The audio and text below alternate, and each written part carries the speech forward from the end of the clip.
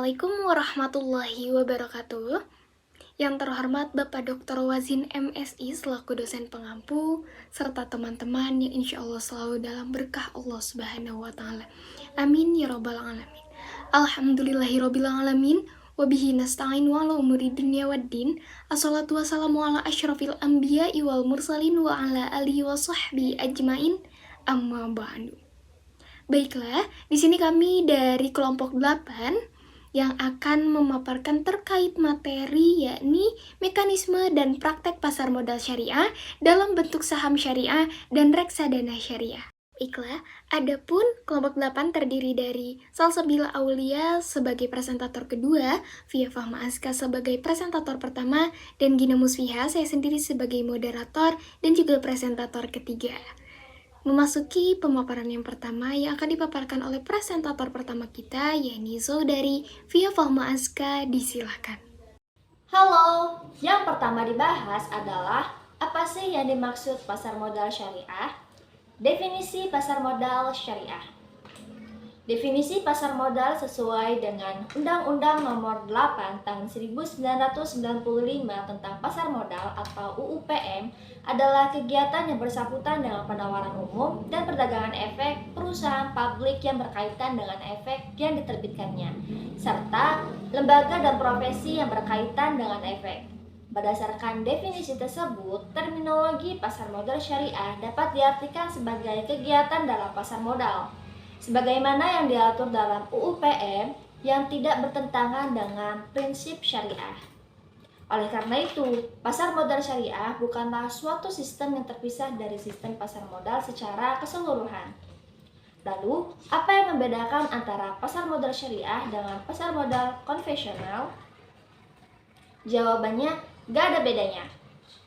Namun, terdapat beberapa karakteristik khusus pada pasar modal syariah, yaitu bahwa produk dan mekanisme transaksi tidak bertentangan dengan prinsip-prinsip syariah.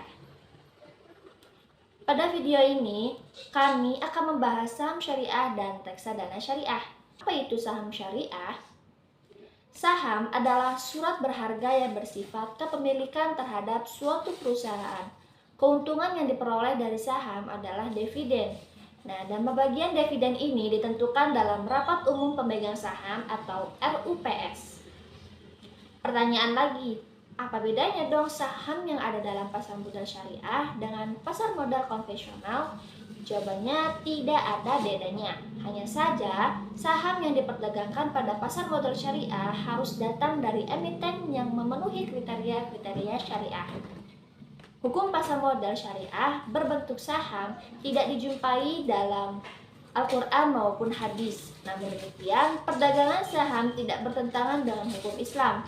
Akan tetapi, kebolehan jual beli saham ini terbatas pada saham-saham yang bidang usahanya tidak bertentangan dengan ketentuan-ketentuan syariat Islam, seperti perusahaan-perusahaan yang memproduksi makanan, minuman, atau jasa yang tidak dilarang oleh agama Islam. Dewan Syariah Nasional (DSN) Majelis Ulama Indonesia (MUI) pada tahun 2003 mengeluarkan fatwa tentang kebolehan bertransaksi di pasar modal selama mekanisme dan objeknya tidak bertentangan dengan prinsip syariah.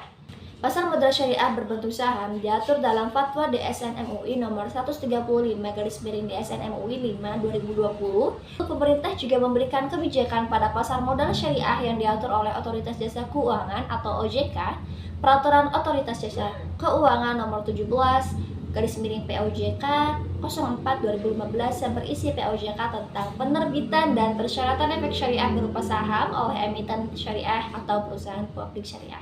Terima kasih kepada presentator pertama atas pemaparan yang telah diberikan. Selanjutnya ini yang akan dipaparkan dan dijelaskan oleh presentator kedua kita kepada saudari Salsabila, disilahkan. Bismillahirrahmanirrahim. Di sini saya Salsabila Aulia ingin melanjutkan penjelasan mengenai pasar modal syariah yang berkaitan dengan reksadana syariah. Jadi, reksadana syariah adalah reksadana yang beroperasi menurut ketentuan dan prinsip syariah Islam, baik dalam bentuk akad antara pemodal sebagai pemilik harta atau sahibul mal dengan manajer investasi sebagai wakil sahibul mal, maupun antara manajer investasi sebagai wakil sahibul mal dengan pengguna investasi. Nah, reksadana syariah ini sebagaimana reksadana pada umumnya merupakan salah satu alternatif investasi bagi masyarakat pemodal, khususnya pemodal kecil dan pemodal yang tidak memiliki banyak waktu dan keahlian untuk menghitung risiko atas investasi mereka. Reksadana ini dirancang sebagai sarana untuk menghimpun dana dari masyarakat yang memiliki modal dan mempunyai keinginan untuk melakukan investasi, namun mereka hanya memiliki waktu dan pengetahuan yang terbatas. Reksadana syariah dikenal pertama kali di Indonesia pada tahun 1997, ditandai dengan penerbitan reksadana syariah Dana Reksa Saham pada bulan Juli tahun 1997. Sebagai salah satu instrumen investasi, reksadana syariah memiliki kriteria yang berbeda dengan reksadana konvensional pada umumnya. Perbedaan ini terletak pada pemilihan instrumen investasi dan mekanisme investasi yang tidak boleh bertentangan dengan prinsip-prinsip syariah. Perbedaan lainnya antara reksadana syariah dengan reksadana konvensional adalah keseluruhan proses manajemen portofolio, juga screening atau penyaringannya, dan cleansing atau pembersihannya. Reksadana syariah diatur dalam Fatwa DSN MUI nomor 20 garis miring DSN MUI nomor 4 tahun 2001. Selanjutnya, regulasi pemerintah mengenai reksadana syariah tertuang dalam POJK atau Pengaturan OJK nomor 19 garis miring POJK 4 tahun 2015 yang berisi POJK atau Pengaturan OJK tentang penerbitan dan persyaratan reksadana syariah. Sepertinya cukup penjelasan dari saya, kurang lebihnya mohon maaf. Saya berikan kesempatan kepada teman saya yang lainnya. Terima kasih. Terima kasih kepada presentator kedua, Saudari Salsabila, atas pemaparan yang telah diberikan. Selanjutnya, Yeni yang akan dijelaskan oleh saya terkait studi kasus.